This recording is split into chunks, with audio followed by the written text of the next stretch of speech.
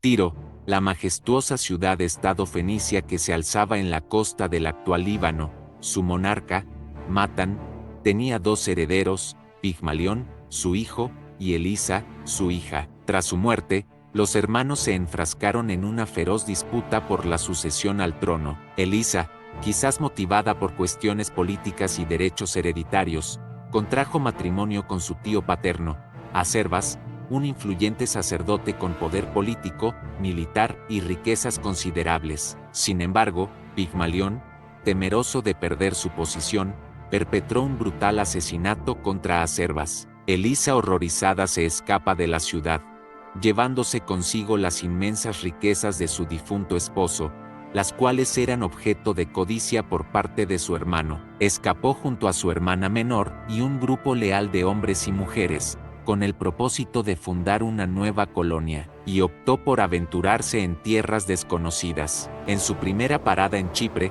la comitiva aumentó con nuevos colonos fenicios. Además, Elisa llevó consigo a unas 80 mujeres jóvenes para casarlas con sus seguidores y establecer así una nueva colonia. Al desembarcar en una bahía cercana a una colina, la población local intentó impedir su establecimiento. Ella negoció con Niarbas, un líder local de la tribu de los Gétulos, persuadiéndolo para que le vendiera el terreno equivalente a la extensión de una piel de buey extendida. Argumentó que era para que sus fatigados compañeros descansaran antes de zarpar nuevamente. Sin embargo, la astuta princesa cortó la piel en finas tiras, obteniendo así suficiente superficie para fundar su ciudad.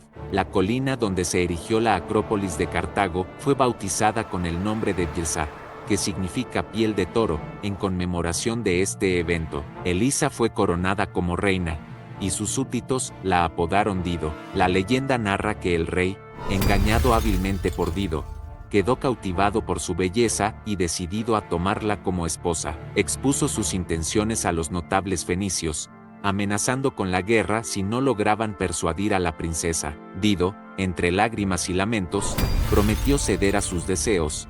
Mandó construir una pira frente a las puertas de la ciudad, subió a ella y atravesó su propio pecho con un cuchillo para evitar el matrimonio. Así, Dido funda el pueblo fenicio y con ello su ciudad Cartago, que se convirtió en una potencia comercial y naval fenicia, rivalizando con otras grandes civilizaciones de la época, como Roma y Grecia. La ciudad prosperó gracias a su estratégica ubicación y a su habilidad para el comercio. Los fenicios eran un pueblo marinero y comerciante que se estableció en varias áreas del Mediterráneo, creando colonias a lo largo de las costas. Se expandió y desarrolló un imperio marítimo que incluía varias colonias. Sin embargo, su creciente poder y riqueza generaron tensiones con Roma. Las guerras llevaron eventualmente a la destrucción de Cartago cuando las fuerzas romanas, dirigidas por Escipión Emiliano, conquistaron y saquearon la ciudad.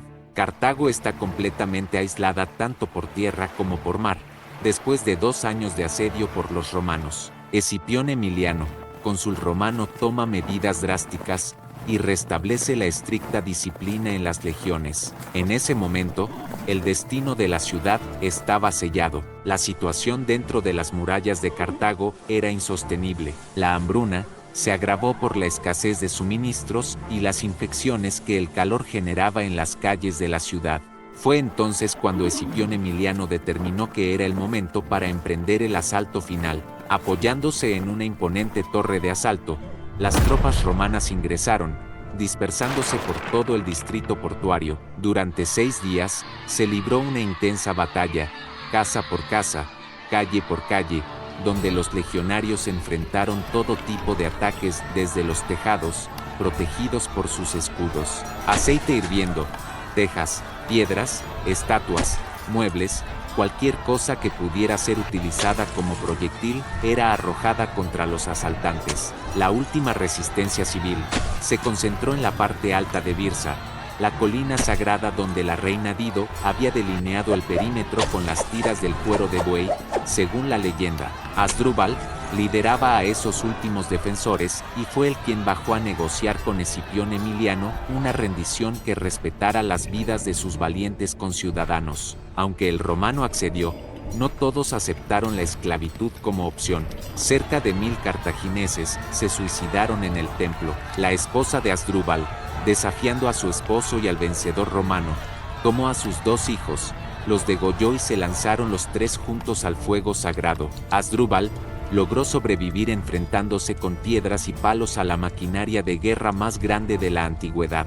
Los legionarios de Escipión se dedicaron durante días a demoler lo que quedaba en pie de la ciudad tras el asalto. Luego, durante 17 días, esparcieron sal por toda la zona para evitar que nada volviera a crecer en esas tierras malditas. Tras caer en manos de los romanos, Cartago fue conquistada posteriormente por los vándalos y, más tarde, por los bizantinos. Finalmente, a mediados del siglo VII, la ciudad fue completamente destruida por los musulmanes, poniendo fin a la historia de Cartago.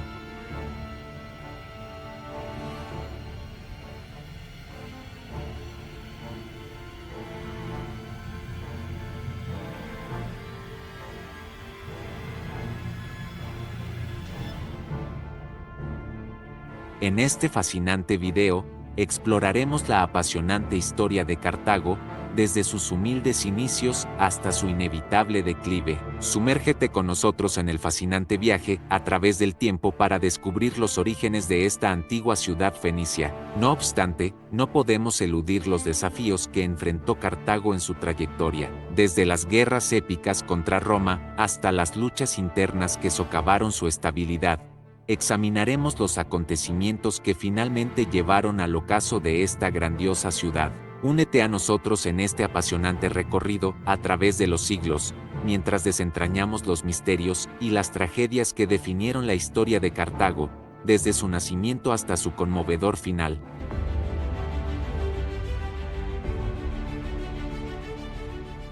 Cartago, una urbe fundada por los fenicios provenientes de Tiro, emergió como un estado independiente tras la conquista asiria de Tiro. Su desarrollo no tardó en competir con las ciudades-estado griegas en Sicilia y, posteriormente, desafió a la República Romana. El Imperio Cartaginés, caracterizado como un imperio marítimo, comercial y colonial, abarcó diversas regiones que incluían Sicilia, el sur de Hispania, el norte de África e incluso el norte de la península itálica. El ejército cartaginés, conformado en su mayoría por mercenarios de Hispania, Galia, África y la península itálica, destacaba como una de las fuerzas militares más importantes, disciplinadas y eficientes de la antigüedad. La flota naval representaba la principal fortaleza del imperio, con barcos que se destacaban como los más veloces en el Mediterráneo occidental. Los marineros y remeros contaban con una vasta experiencia en viajes marítimos, y los barcos estaban protegidos con blindajes de la más alta calidad. A pesar de su ejército relativamente reducido, el imperio se expandía principalmente a través del comercio en lugar de la fuerza militar. Sin embargo, este ejército multiétnico, gracias a los territorios conquistados, se erigía como el más experimentado de su época, incluyendo el uso de elefantes de guerra para infundir temor en sus enemigos. A medida que Cartago se consolidaba como la ciudad más poderosa de la cultura fenicia, llegando a tener influencia sobre otras ciudades fenicias, se consideraba en un momento determinado como la ciudad más rica del mundo, controlando gran parte del comercio. A pesar de su poder, los líderes de la cultura fenicia percibieron la necesidad de expandir su influencia y mejorar el comercio para alcanzar una posición aún más destacada. Después de la caída de Tiro, la capital de Fenicia, Cartago extendió una invitación a las colonias del norte africano para unirse a ella, formando así una comunidad de ciudades fenicias bajo el nombre de Cartago. Ofrecía protección exterior y comercial a estas colonias, que se encontraban desprotegidas tras la desaparición de la capital fenicia. Tras consolidar su control en el norte africano, Cartago centró sus esfuerzos en colonizar islas mediterráneas, considerándolo esencial para controlar el comercio en la región. Cerdeña, Malta, Ibiza y Sicilia, durante la antigüedad, fueron regiones altamente valoradas debido a su importancia para el comercio en todo el Mediterráneo. Aunque los púnicos ya tenían numerosas colonias en las zonas, su llegada llevó a una expansión significativa. Aunque la expansión cartaginesa en España ocurrió siglos más tarde, tanto fenicios como cartagineses establecieron pequeñas colonias en la región, especialmente en lo que hoy conocemos como Andalucía. Inicialmente, la expansión de Cartago parecía progresar sin contratiempos y sin interferencias de grandes y poderosas naciones. Sin embargo, esta percepción cambió radicalmente con el advenimiento del primer gran conflicto de Cartago, las guerras sicilianas, que los enfrentaron directamente contra los griegos. Durante un extenso periodo, púnicos y griegos coexistieron en Sicilia, compartiendo la isla sin llegar a enfrentamientos por la posesión de territorios específicos. Cada una de estas naciones ocupaba su parte de la isla, manteniendo una convivencia aparentemente pacífica, hasta que las guerras sicilianas alteraron esta armonía. Sin embargo, todo este escenario dio un giro drástico cuando el tirano Gelón, respaldado por las polis griegas, emprendió la ambiciosa empresa de unificar toda la isla bajo su liderazgo. Su estrategia incluyó ataques directos a las colonias púnicas en Sicilia con el objetivo de eliminar la presencia de Cartago en la región. Cuando los cartagineses desplegaron tropas en Sicilia con el propósito de derrocar a Gelón, se vieron enfrentados a considerables pérdidas debido a las tormentas características de la región. En la batalla de Himera, la disminución significativa de sus fuerzas llevó a la derrota de Cartago a manos de los griegos, marcando así la victoria de estos últimos en la Primera Guerra Siciliana. Tras recuperarse de sus problemas militares, Cartago disponía de una poderosa fuerza para abordar los desafíos en Sicilia. Con el control consolidado en gran parte del norte africano, consideraban que su ejército tenía la experiencia suficiente para emprender un ataque contra los griegos. Esta coyuntura marcó el inicio de la Segunda Guerra Siciliana, en la que Cartago logró la toma de algunas pequeñas ciudades en la isla. Sin embargo, al asaltar la capital, se encontraron con una fuerte resistencia. En este escenario, las tropas de Cartago se vieron afectadas por una devastadora epidemia de peste, resultando en la pérdida de miles de hombres y dejando su ejército en una situación de inferioridad frente al siciliano. Ante este panorama, ambas potencias acordaron una paz que, aunque puso fin a las hostilidades, no dejaba de ser una pausa en el conflicto. Este fue el último enfrentamiento entre las polis griegas y Cartago por el control de Sicilia. Agatocles, el tirano de Siracusa, decidió atacar las posesiones cartaginesas en la isla con la esperanza de recuperar completamente Sicilia. A pesar de que los generales de Cartago enviaron tropas para contener la ofensiva griega y lograron ocupar gran parte de la isla, Agatocles adoptó una estrategia audaz al enviar tropas a África, obligando a los cartagineses a dividir sus fuerzas. Agatocles finalmente se vio obligado a firmar un acuerdo de paz debido al formidable poder de Cartago, dejando a Siracusa como la única ciudad no cartaginesa en toda Sicilia. Dado que Roma carecía de una armada, Cartago pudo implementar fácilmente el tratado. Los comerciantes romanos que quedaron atrapados en aguas cartaginesas fueron sometidos a ahogamiento y la captura de sus barcos. Sin embargo, Sicilia se convirtió en el epicentro del creciente resentimiento romano hacia los cartagineses, con la isla dividida entre el control cartaginés y romano. A pesar de la falta de experiencia naval de Roma, la construcción y equipamiento rápido de 330 barcos marcó un cambio estratégico. Introdujeron el ingenioso dispositivo del Corbus, una pasarela móvil que se podía fijar al barco enemigo mediante ganchos. Este dispositivo permitía a los romanos manipular enfrentamientos marítimos como si fueran batallas terrestres. A pesar de carecer de la destreza marítima de los cartagineses y de la ausencia de un general con la habilidad de Amílcar Barca. Amílcar Barca, apodado Relámpago por su rapidez y sorpresa en los ataques, atacó la costa italiana sin previo aviso, destruyendo puestos avanzados romanos y cortando líneas de suministro. Aunque Amílcar tenía el potencial de ganar la guerra, la falta de apoyo y refuerzos adecuados del gobierno cartaginés fue un factor determinante. En lugar de abastecer y reforzar a Amílcar, El gobierno cartaginés se conformó con acumular riquezas y confiar en que él y sus mercenarios pudieran enfrentar a sus enemigos sin el respaldo necesario. Se desencadenó la Primera Guerra Púnica, un conflicto entre Roma y Cartago por el dominio de Sicilia, que se desarrolló principalmente en enfrentamientos navales. Ambas potencias anhelaban el control total de la isla, convirtiendo la guerra en una lucha más por la influencia que por la posesión física. El conflicto se inició cuando Cartago atacó la isla de Siracusa, la cual solicitó la ayuda de Roma para defenderse de los cartagineses. Los romanos, que acababan de brindar protección a los pueblos griegos del sur de Italia, consideraron necesario intervenir en favor de Siracusa, marcando así el inicio de la guerra contra Cartago. Cartago obtuvo una victoria sobre los romanos en Drepana, sin embargo, se vio obligado a retirarse debido a la escasez de mano de obra y suministros. Después de esta confrontación, ambas naciones, agotadas casi por igual, descansaron durante 9 años. En este periodo de aparente inactividad por parte de Cartago, un grupo de ciudadanos romanos presentó voluntariamente al Estado una flota compuesta por 200 buques de guerra, que transportaban a 60.000 soldados. Los romanos, ahora más experimentados en las batallas marítimas y mejor equipados y dirigidos, lograron una serie de victorias decisivas sobre Cartago, lo que llevó a que los cartagineses buscaran la paz. Esta guerra resultó costosa para ambas partes,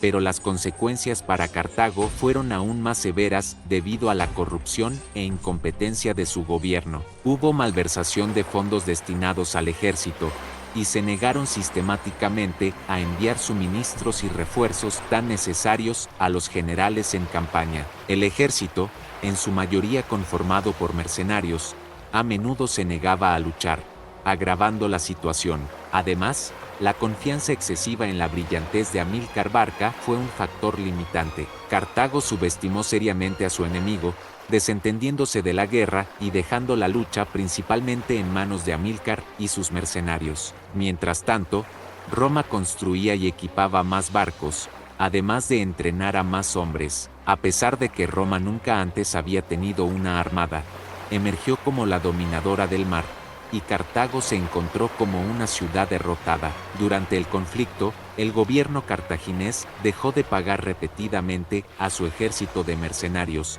lo que llevó a que estos sitiaran la ciudad.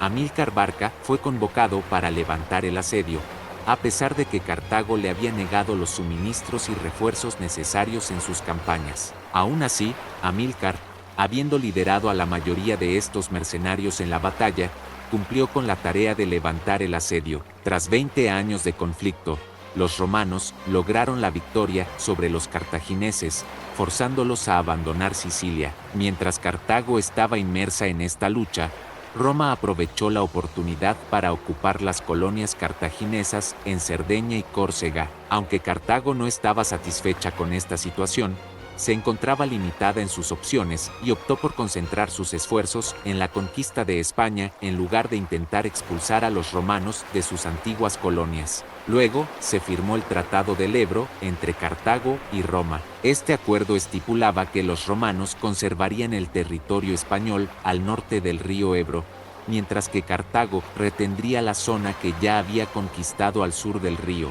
Además, ambas naciones acordaron no cruzar la frontera establecida, marcando así un intento de poner fin a las hostilidades y establecer límites territoriales claros en la región. La victoria romana no solo consolidó su supremacía en el Mediterráneo, sino que también marcó el inicio de una serie de transformaciones históricas significativas. La Segunda Guerra Púnica es considerada como una de las grandes guerras en la historia de la humanidad, siendo el choque de las dos culturas más poderosas del momento, y en la que se enfrentaron Aníbal Barca y Escipión, dos de los mayores generales de la historia. Es considerada como la primera guerra en la que Roma pudo desaparecer. Amílcar falleció en combate, y el liderazgo del ejército cartaginense fue heredado por su yerno, Asdrúbal el Bello, optando por soluciones diplomáticas en lugar de medidas militares para resolver el conflicto con Roma. Asdrúbal fue trágicamente asesinado por un sirviente. En consecuencia, el mando pasó a manos de Aníbal Barca, el hijo mayor de Amílcar. Al sur de la frontera del río Ebro se hallaba Saguntum, una ciudad aliada de Roma que fue sitiada y tomada por Aníbal, desencadenando la oposición romana. Los romanos exigieron a Cartago la entrega de Aníbal, pero el Senado cartaginés se negó, dando inicio así a la Segunda Guerra Púnica. Aníbal, un enemigo declarado de Roma, recibió información sobre movimientos de los ejércitos romanos en su contra. En una arriesgada apuesta estratégica, marchó con sus fuerzas a través de los Alpes hacia el norte de Italia. El general cartaginés fue capaz de cruzar los Pirineos y Alpes en pleno invierno, sorprendiendo a los romanos antes de lo esperado. La travesía de Aníbal, que ocurrió durante la estación invernal, transcurrió en un lapso de 15 días. Sin embargo, el costo en términos de vidas humanas fue significativamente elevado. Al llegar a la región de Turín, solo sobrevivían 20.000 infantes, 6.000 jinetes y un elefante. Adicionalmente, Aníbal perdió la visión de su ojo derecho debido a una infección durante el arduo trayecto. Aníbal logró vencer en todos los enfrentamientos contra los romanos, conquistó el norte de Italia y aseguró la lealtad de antiguos aliados de Roma. Gracias a la pérdida de muchos elefantes durante su travesía montañosa y carecer de maquinaria de asedio y tropas suficientes, Aníbal se vio atrapado en el sur de Italia, enfrentándose a la táctica de inanición liderada por Quinto Fabio Máximo. Fabio optó por privar a Aníbal de suministros y debilitar a su ejército en lugar de enfrentarse directamente a él. La estrategia de Fabio podría haber tenido éxito si los romanos no se hubieran impacientado con la inactividad. Aníbal también utilizó la contrainteligencia para difundir el rumor de que Fabio estaba siendo sobornado por los cartagineses, lo que llevó a su reemplazo por Cayo Terencio Varrón y Lucio Emilio Paulo. Estos nuevos líderes romanos, menos cautelosos, dirigieron sus fuerzas contra Aníbal en la región de Apulia. Aníbal implementó una táctica magistral, colocó a sus galos en el centro de sus líneas, esperando que cedieran ante las fuerzas romanas. Cuando esto ocurrió, Aníbal cerró las filas por detrás y a los lados, envolviendo y aplastando a las fuerzas romanas. A pesar de estar en gran desventaja numérica, Aníbal logró rodear y aniquilar a un ejército romano mucho más grande. Se estima que las fuerzas romanas sufrieron enormes bajas, con cifras que llegan a más de 50.000 soldados muertos, lo que convierte a Cannae en una de las batallas más sangrientas de la historia. La derrota dejó vía libre para que Aníbal arrasara la ciudad, lo cual sorprendentemente no hizo. Ningún ejército romano se encontraba cerca de la ciudad y se sucedieron situaciones de pánico dentro de sus muros. Las mujeres escondieron a sus bebés, hasta el último de los hombres se armó y un único grito resonaba: Aníbal está a las puertas. El dejar con vida a Roma condenó irremediablemente a Aníbal a una guerra de desgaste, lejos de sus puertos y sin refuerzos a mano, que no podía ganar.